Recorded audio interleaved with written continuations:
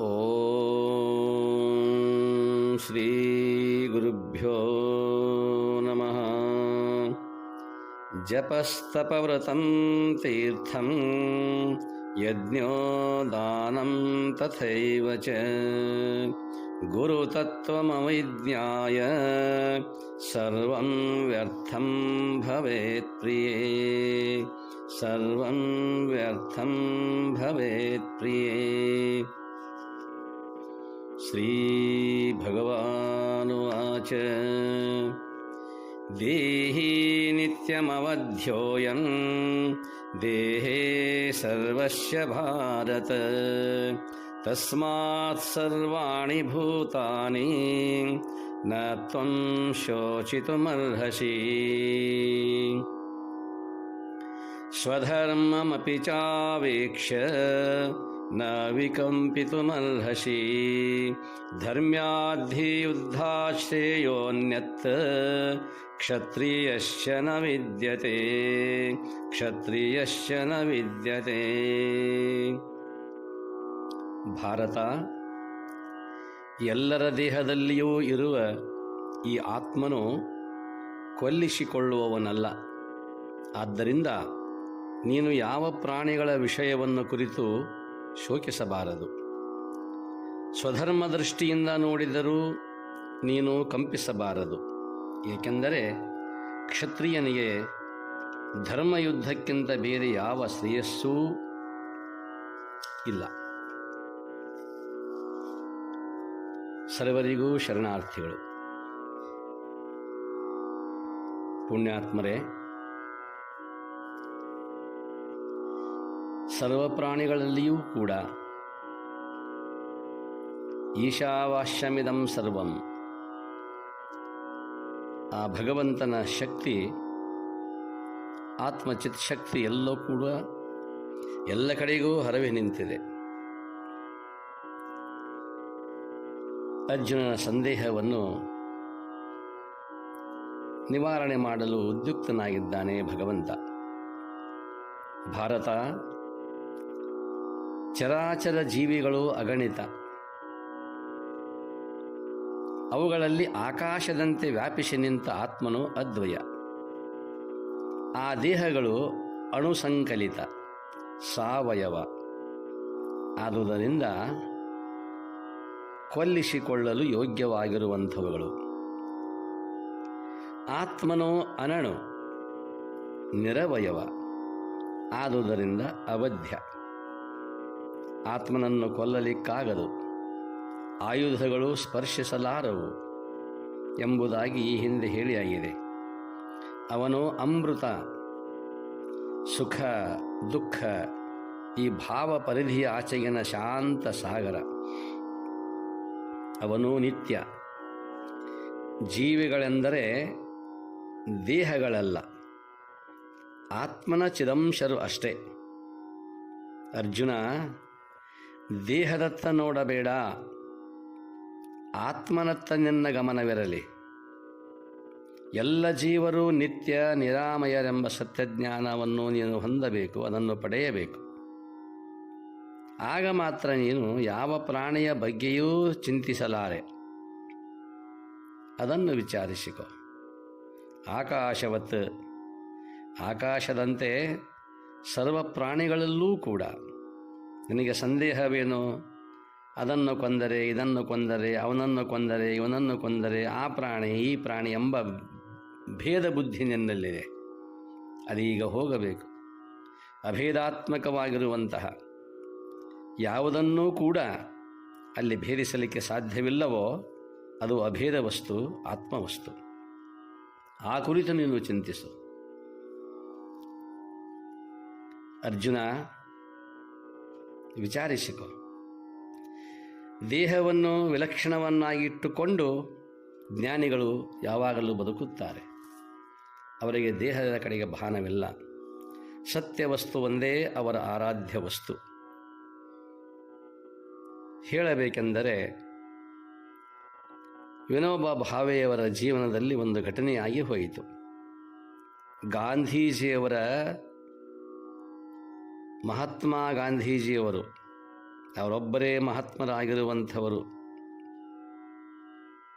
ರಾಜಕೀಯ ಕ್ಷೇತ್ರದಲ್ಲಿ, ಹೋರಾಟದ ಕ್ಷೇತ್ರದಲ್ಲಿ, ಸ್ವಾತಂತ್ರ್ಯದ ಸಂಗ್ರಾಮದಲ್ಲಿ ಇನ್ನಾರಿಯೂ ಕೂಡ ಮಹಾತ್ಮ ಎಂಬ ಶಬ್ದ ಬರಲಿಲ್ಲ. ಅದು ಗಾಂಧೀಜಿಯವರಿಗೆ ಮಾತ್ರ. ಅಷ್ಟೊಂದು ಸತ್ಯನಿಷ್ಠೆ, ಆತ್ಮನಿಷ್ಠೆ ಗಾಂಧೀಜಿಯವರಲ್ಲಿ. ಅಂಥವರ ಶಿಷ್ಯರು, ಅನುಯಾಯಿಗಳು ವಿನೋಬಾ ಭಾವೆಯವರು. ಸಾಬರಮತಿ ಆಶ್ರಮದಲ್ಲಿಯೇ ಇದ್ದುಕೊಂಡು ಎಲ್ಲ ಕಾರ್ಯಗಳನ್ನು ನೋಡುತ್ತಾ ಇದ್ದರು. ಅಷ್ಟೇ ಅಲ್ಲ, ಅಖಂಡ ಭಾರತವನ್ನು ತಮ್ಮ ಕಾಲ್ನಡಿಗೆಯಿಂದ ಸುತ್ತಾಡಿ ಭೂದಾನ ಯಜ್ಞ ಮಾಡಿದವರು. ಚಂಬಲ್ ಕಣಿವೆಯ ಡಕಾಯಿತರು, ಇವರ ವ್ಯಕ್ತಿತ್ವಕ್ಕೆ ಮಾರು ಹೋದವರು, ತಮ್ಮ ಆಯುಧಗಳನ್ನು ಅವರ ಪದತಲದಲ್ಲಿ ಸಮರ್ಪಣೆ ಮಾಡಿದವರು. ಅವರು ಧನ್ಯರಾದರು. ಅಂತಹ ವಿನೋಬಾಜಿಯವರ ದೇಹ ಬಡಕಲು, ಮನಸ್ಸು ಮಾತ್ರ ಬಹಳ ಗಟ್ಟಿಮುಟ್ಟಾಗಿರುವಂಥದ್ದು. ಅವರಿಗೆ ಈಜುವುದೆಂದರೆ, ಏಕೆಂದರೆ ಸಾಬರಮತಿ ಆಶ್ರಮದ ಪಕ್ಕದಲ್ಲಿಯೇ ಸಾಬರಮತಿ ವಿಶಾಲವಾಗಿ ಆ ನದಿ ಹರಿದಿದೆ. ಈಜಾಡುವುದೆಂದರೆ ಅವರಿಗೆ ಬಹಳ ಇಷ್ಟ. ಒಂದು ದಿನ ಸ್ನೇಹಿತರೊಂದಿಗೆ ವಿನೋಬಾಜಿಯವರು ನದಿಯಲ್ಲಿ ಈಜಾಡ್ತಾ ಇದ್ದರು. ಬಹಳ ಆನಂದವಾಗಿ ಈಸಾಡ್ತಾ ಇದ್ದರು. ಆಕಸ್ಮಿಕವಾಗಿ ವಿನೋಬಾಜಿಯವರು ಆ ತಿರುಗುಣಿಯ ಮಡುವಿನಲ್ಲಿ ಸಿಕ್ಕಿಕೊಂಡರು. ಆ ಸುಳಿಗೆ ಸಿಕ್ಕು ಹಾಕಿಕೊಂಡರು. ಅವರು ಮುಳುಗಿ ಹೋಗ್ತಾ ಇದ್ದರು. ಮೃತ್ಯು ಅವರನ್ನು ಕೈಮಾಡಿ ಕರೆಯುತ್ತಿತ್ತು. ಅದನ್ನು ಕಂಡು ಅವರ ಎಲ್ಲ ಗೆಳೆಯರು ಕೂಡ ಗಾಬರಿಯಾಗಿ ವಿನೋಬಾ, ದಂಡೆಗೆ ಬಾ, ದಂಡೆಗೆ ಬಾ ಎಂದು ಕೂಗಿಕೊಳ್ಳುತ್ತಾರೆ. ಆ ಗಂಭೀರ ಕ್ಷಣದಲ್ಲೂ ಕೂಡ ವಿನೋಬಾಜಿಯವರು ಗಾಬರಿಗೊಳ್ಳದೆ ಗೆಳೆಯರಿಗೆ ಹೇಳುತ್ತಾರೆ, ಮೃತ್ಯು ಕೂಪದಲ್ಲಿದ್ದಾರೆ. ಇದು ವಿಶೇಷ. ಅಲ್ಲಿದ್ದರೂ ಕೂಡ ಎಳ್ಳಷ್ಟು ವಿಚಲಿತರಾಗದೆ ಒಂದು ಮಾತನ್ನು ಹೇಳುತ್ತಾರೆ, ಇನ್ನೇನು ನನಗೆ ಸಾವು ಬಂದಿದೆ ಎಂದು ಗೊತ್ತಾಯಿತು. ವಿನೋಬಾಜಿಯವರು ಹೇಳುತ್ತಾರೆ ತಮ್ಮ ಗೆಳೆಯರಿಗೆ, ಮೇಲೆ ಕೈಮಾಡಿ ಹೇಳುತ್ತಾರೆ, ಗೆಳೆಯರೇ, ಗಾಂಧೀಜಿಯವರಿಗೆ ನನ್ನ ನಮಸ್ಕಾರವನ್ನು ತಿಳಿಸಿರಿ. ಇನ್ನೊಂದು ಮಾತು ಜೋರಾಗಿ ಹೇಳುತ್ತಾರೆ, ವಿನೋಬಾ ಮುಳುಗಿಲ್ಲ, ಆತನ ದೇಹ ಮುಳುಗಿದೆ ಎಂದು ಹೇಳಿರಿ. ನೋಡಿ, ವಿನೋಬಾ ಮುಳುಗಿಲ್ಲ, ಆತನ ದೇಹ ಮುಳುಗಿದೆ ಎಂದು ಸಂದೇಶ ಕೊಡುತ್ತಾರೆ ಮೃತ್ಯುಕೂಪದಲ್ಲಿದ್ದಾಗ. ದೇಹವನ್ನು ವಿಲಕ್ಷಣವನ್ನಾಗಿಟ್ಟುಕೊಂಡು ಆತ್ಮಸ್ವರೂಪರಾದವರು, ದೇಹ ಹೋಗುತ್ತದೆ, ಆತ್ಮ ಇರುತ್ತದೆ ಎಂಬ ಕಲ್ಪನೆಯೊಂದಿಗೆ ತಮ್ಮ ಗೆಳೆಯರಿಗೆ ಸಂದೇಶವನ್ನು ಕೊಡುತ್ತಾರೆ. ಕೊನೆಯ ಕ್ಷಣದಲ್ಲೂ ಕೂಡ ಅದೆಂಥ ದಿವ್ಯ ದೃಷ್ಟಿ ಅವರದು. ಇದು ಆತ್ಮದ ಹೃದಯದ ಸಿರಿವಂತಿಕೆ, ಭಗವದ್ಭಾವ ಸಂಪೂರ್ಣ ಒಡಮೂಡಿಬಿಟ್ಟಿದೆ. ಆಮೇಲೆ ದೈವಾನುಗ್ರಹದಿಂದ, ಮಹಾತ್ಮ ಗಾಂಧೀಜಿಯವರ ಆಶೀರ್ವಾದದ ಬಲದಿಂದ ವಿನೋಬಾಜಿಯವರು ಆ ಅನಾಹುತದಿಂದ ಪಾರಾಗುತ್ತಾರೆ. ಆದರೆ ಅವರ ಮಾತು ಎಂಥದ್ದು, ವಿನೋಬಾ ಮುಳುಗಿಲ್ಲ, ದೇಹ ಮುಳುಗಿದೆ ಎಂದು ಹೇಳುತ್ತಾರೆ. ನಾವೆಲ್ಲ ಓದಿದವರು, ಕೇಳಿದವರು, ಹೇಳಿದವರು, ಆಕಸ್ಮಿಕವಾಗಿ ಮೃತ್ಯು ನಮ್ಮ ಹತ್ತಿರ ಸಮೀಪ ಬಂದರೆ ಸಾಯುವ ಸಮಯದಲ್ಲಿ ಜೀವನದ ತುಂಬಲು ನಾಮಸ್ಮರಣೆ ಮಾಡಿದ ಈ ನಾಲಿಗೆ ಕೊನೆಯ ಕ್ಷಣದಲ್ಲಿ ಮೃತ್ಯುದೇವತೆ ಬಂದಾಗ ಅಯ್ಯಯ್ಯೋ ಎಂದು ಹೇಳುವವರೇ ಬಹಳ ಜನ ಇದ್ದೇವೆ. ಆದ್ದರಿಂದ ಹಾಗೆ ಅನ್ನಲಿಲ್ಲ ವಿನೋಬಾಜಿಯವರು, ಯಾಕೆಂದರೆ ಆತ್ಮಸ್ವರೂಪಿಗಳವರು. ಆದ್ದರಿಂದ ಅವರಿಗೆ ಆತ್ಮನತ್ತ ಲಕ್ಷ್ಯವಿತ್ತು. ಅರ್ಜುನ, ತಿಳಿದುಕೋ, ಎಲ್ಲ ಜೀವರು ನಿತ್ಯ ನಿರಾಮಯರು. ಅಂಥ ಸತ್ಯಜ್ಞಾನವನ್ನು ನೀನೂ ಕೂಡ ಪಡೆಯಬೇಕು. ಆತ್ಮಾನಾತ್ಮ ವಿಚಾರ ಬಿಟ್ಟು ಅದನ್ನು ಬಿಟ್ಟು ಬಿಡೋಣ. ಸಾಮಾನ್ಯ ವರ್ಣಧರ್ಮಾನುಸಾರವಾದರೂ ವಿಚಾರ ಮಾಡು. ನೀನು ಕ್ಷತ್ರಿಯ, ಅಧರ್ಮವನ್ನು ಎದುರಿಸಿ ಧರ್ಮವನ್ನು ಕಾಪಾಡುವುದು ನಿನ್ನ ಪ್ರತಿಜ್ಞಾಬದ್ಧ ಕರ್ತವ್ಯ ಅರ್ಜುನ. ನೀನೀಗ ಈ ಕರ್ತವ್ಯ ಪಾಲಿಸಬೇಕಲ್ಲ. ವರ್ಣಧರ್ಮ ಪರಿಪಾಲನೆಯಲ್ಲಿಯೇ ನನ್ನ ಶ್ರೇಯಸ್ಸು ಅಡಗಿದೆ ಎಂಬುದನ್ನು ಮರೆಯದಿರು. ಯುದ್ಧರಂಗದಿಂದ ಹಿಂದೆಗೆದು ಓಡದಿರು. ಅರ್ಜುನ ಈಗ ತೊಳಲಾಟದಲ್ಲಿದ್ದಾನೆ. ಏನು ಮಾಡಬೇಕೆಂಬುದು ಆತನಿಗೆ ತಿಳಿಯುತ್ತಿಲ್ಲ. ಇಷ್ಟೊಂದು ಉದಾಹರಣೆ, ದೃಷ್ಟಾಂತ, ಆತ್ಮ, ದೇಹ, ಜೀವ, ಆಕಾಶ ಇಷ್ಟೆಲ್ಲ ಶಬ್ದಗಳನ್ನು ಬಳಸಿದರೂ ಕೂಡ ಏನೋ ಒಂದು ತರಹದ ಭ್ರಾಂತಿ ಅರ್ಜುನಲ್ಲಿ ಕಾಡುತ್ತಿದೆ. ಮುದ್ದುರಾಮ ಹೇಳುತ್ತಾನೆ, ಏನೋ ಬಗೆ ಬಗೆ ಭ್ರಾಂತಿ ಕತ್ತಲಲಿ ತೊಳಲಾಟ, ಏನೋ ಬಗೆ ಬಗೆ ಭ್ರಾಂತಿ ಕತ್ತಲಲಿ ತೊಳಲಾಟ, ಪಂಜರದ ಗಿಳಿಯಂತೆ ಭೀತಿ ನಿರ್ಬಂಧ, ಪಂಜರದ ಗಿಳಿಯಂತೆ ಭೀತಿ ನಿರ್ಬಂಧ, ಶಿವಸದನ ಮರೆಯಾಗಿ ಬರಿ ಮಸಣ ಪ್ರತ್ಯಕ್ಷ, ಶಿವಸದನ ಮರೆಯಾಗಿ ಬರಿ ಮಸಣ ಪ್ರತ್ಯಕ್ಷ, ಪರಿಹರಿಸೋ ಬಳಲಿಕೆಯ ಮುದ್ದು ರಾಮ, ಪರಿಹರಿಸೋ ಬಳಲಿಕೆಯ ಮುದ್ದು ರಾಮ. ಅರ್ಜುನನ ಮನಸ್ಸಿನಲ್ಲಿ ಸ್ಮಶಾನ ಮೌನ, ಬರೀ ಅವನಿಗೆ ಸ್ಮಶಾನವೇ ಕಾಣುತ್ತಿದೆ. ಶಿವಸದನ ಮರೆಯಾಗಿ ಬರೀ ಮಸನ ಪ್ರತ್ಯಕ್ಷ, ಪ್ರತ್ಯಕ್ಷ ಭಗವಂತನೇ ಮುಂದಿದ್ದು ಆತ್ಮನ ಕುರಿತಾಗಿ ಇಷ್ಟೆಲ್ಲ ಉಪದೇಶ ಮಾಡಿದರೂ ಕೂಡ ಅವನ ಸಮಸ್ಯೆ ಪರಿಹಾರವಾಗುತ್ತಿಲ್ಲ. ಕತ್ತಲಲ್ಲಿ ತೊಳಲಾಟ, ಪಂಜರದ ಗಿಳಿಯಂತೆ ಭೀತಿ ನಿರ್ಬಂಧ. ಪಂಜರದ ಗಿಳಿ ಹಾರಬೇಕೆನ್ನಿಸುತ್ತದೆ, ಆದರೆ ಸಂಪೂರ್ಣ ಬಂಧನವಿದೆ, ಆ ಭೀತಿಯಲ್ಲಿದೆ. ಹಾಗೆ ಬರೀ ಪಾಪ ಪ್ರಜ್ಞೆ ಎನ್ನುವಂಥದ್ದು, ನಾನು ಇವರನ್ನು ಕೊಲ್ಲುತ್ತೇನಲ್ಲ ಅಥವಾ ನಾನು ಸಾಯುತ್ತೇನಲ್ಲ ಎಂಬ ಸಾವಿನ ಭಯ ಅರ್ಜುನನಲ್ಲಿ ಆವರಿಸಿಬಿಟ್ಟಿದೆ. ಅದನ್ನು ಪರಿಹರಿಸುವುದೇ ಭಗವಂತನ ಸದಿಚ್ಛೆಯಾಗಿದೆ.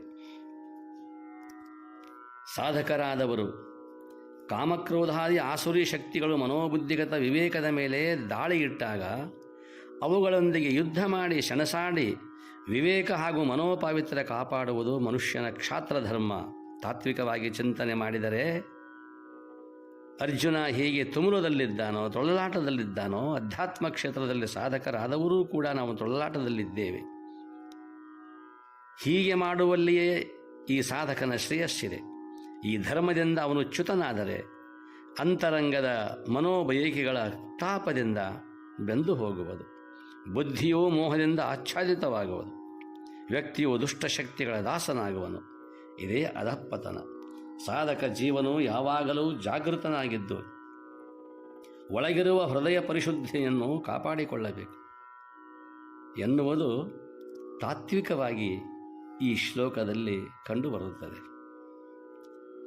ಅರ್ಜುನನಿಗೆ ಏನು ಉಪದೇಶ? ಸಂಶಯಗಳನ್ನು, ಭ್ರಾಂತಿಗಳನ್ನು, ಭ್ರಮೆಯನ್ನು ನಿವಾರಣೆ ಮಾಡುವುದು ಮುಖ್ಯವಾಗಿ ಭಗವಂತನ ಉದ್ದೇಶ. 11ನೇ ಶ್ಲೋಕದಿಂದ ಈ 30ನೇ ಶ್ಲೋಕದವರೆಗೆ ಬರೀ ಆತ್ಮಜ್ಞಾನ, ಬರೀ ಆತ್ಮ ಆತ್ಮ ಆತ್ಮ, ಚಿರಂತನವಾದ ಆತ್ಮ, ನಿತ್ಯನೂತನವಾದ ಆತ್ಮ. ದೇಹದ ಬಗ್ಗೆ ನೀನು ಎಳ್ಳಷ್ಟು ಕಾಳಜಿ ವಹಿಸದಿರು, ಅದು ಒಂದಿಲ್ಲ ಒಂದು ದಿವಸ ಬಿದ್ದು ಹೋಗುವುದು. ಆತ್ಮ ನಿರಂತರ ನಿತ್ಯನೂತನ ಎಂಬುದಾಗಿ ಹೇಳುತ್ತಾನೆ. ಆದರೂ ಅರ್ಜುನನಿಗೆ ಸಂದೇಹ ತಪ್ಪಿಲ್ಲ. ಇನ್ನು ಕೊನೆಯದಾಗಿ ಈ 30ನೇ ಶ್ಲೋಕದಲ್ಲಿ ನಾನು ಈಗ ಹೇಳಿದ ಹಾಗೆ 11ನೇ ಶ್ಲೋಕದಿಂದ ಪ್ರಾರಂಭವಾಗಿರುವಂತಹ ಭಗವಂತನ ಉಪದೇಶ ಅರ್ಜುನನಿಗೆ 30 ಶ್ಲೋಕಗಳವರೆಗೆ ಸಾಗಿ ಬಂದಿದೆ. ಇನ್ನು ಅವನಿಗೆ ಉಪದೇಶ ಮಾಡುವ ಮನಸ್ಸಿಲ್ಲ. ಏಕೆಂದರೆ ಸಂದೇಹದ ಮೇಲೆ ಸಂದೇಹ, ಸಂಶಯದ ಮೇಲೆ ಸಂಶಯ. ಇನ್ನು ಅದನ್ನು ಬಿಟ್ಟು ಏನು ಹೇಳಬೇಕು ಅದನ್ನು ಹೇಳಿ ಆಯಿತು. ಇನ್ನು ಅವನನ್ನು ಯುದ್ಧಕ್ಕೆ ಪ್ರೇರೇಪಿಸಬೇಕೆಂಬುದಾಗಿ ಸಿಟ್ಟಿನಿಂದ ಇನ್ನು ಮೇಲೆ ಉಪದೇಶ ಮಾಡುತ್ತಾನೆ. ಆವಾಗ ಭಗವಂತ, ಯುದ್ಧ ಮಾಡುವುದರಿಂದ ಪಾಪ ಉಂಟಾಗಿ ನನ್ನ ಸ್ವರ್ಗ ತಪ್ಪುತ್ತದಲ್ಲ, ನಾನು ಸ್ವರ್ಗಕ್ಕೆ ಹೋಗಬೇಕಲ್ಲ, ಅದರಿಂದ ಆ ಸ್ವರ್ಗದಿಂದ ನಾನು ವಂಚಿತನಾಗುತ್ತೇನಲ್ಲ. ಆತ್ಮಬೋಧೆಯನ್ನು ತಾನು ಪಡೆದುಕೊಂಡಿದ್ದರೂ ಕೂಡ ಆ ಸ್ವರ್ಗದ ವಿಚಾರವಾಗಿ ತಿಳಿದುಕೊಳ್ಳಬೇಕೆಂದು ನಾನು ಸ್ವರ್ಗದ್ವಾರದಿಂದ ವಿಮುಖನಾಗುತ್ತೇನಲ್ಲ ಎಂಬ ಚಿಂತೆ ಅವನಲ್ಲಿ ಕಾಡತೊಡಗಿತು. ಆಗ ಆತ್ಮೋಪದೇಶವನ್ನು ಬಿಟ್ಟು ನೇರವಾಗಿ ಭಗವಂತನು ಯುದ್ಧಕ್ಕೆ ಪ್ರೇರೇಪಿಸುತ್ತಾನೆ. ಈಗ ಸಿಟ್ಟಿಗೇಳುತ್ತಾನೆ. ಕೋಪಾವಿಷ್ಟನಾಗಿ ಏನು ಹೇಳಬೇಕೋ ಅದನ್ನು ನಿರ್ದಾಕ್ಷಿಣ್ಯವಾಗಿ ಹೇಳುವ ಛಲವನ್ನು ತೊಡುತ್ತಾನೆ ಭಗವಂತ. ಆ ವಿಚಾರವಾಗಿ ನಾಳೆ ನೋಡುವ. ಎಲ್ಲರಿಗೂ ಪ್ರಣಾಮಗಳು. ಓಂ ಶಾಂತಿ ಶಾಂತಿ ಶಾಂತಿ.